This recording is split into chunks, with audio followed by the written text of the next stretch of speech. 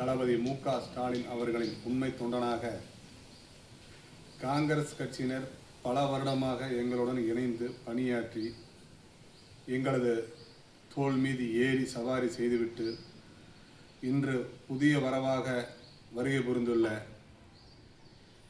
தவேக கட்சியினோடு இணைந்து மந்திரி பதவி சுகத்திற்கு ஆசைப்பட்டு சென்று இன்று எங்களை விமர்சிக்க உங்களுக்கு என்ன தகுதி இருக்கிறது?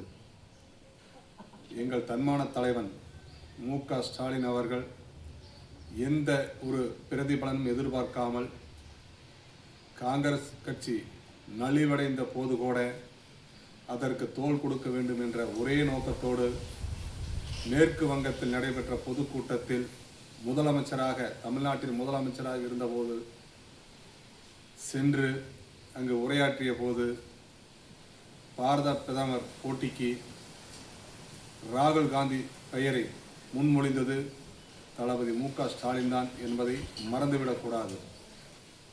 இதை உறக்கச் சொல்வதில் திமுக தொண்டனாக நான் பெருமைப்படுகிறேன். என்றும் நன்றி மறவாதீர்கள்.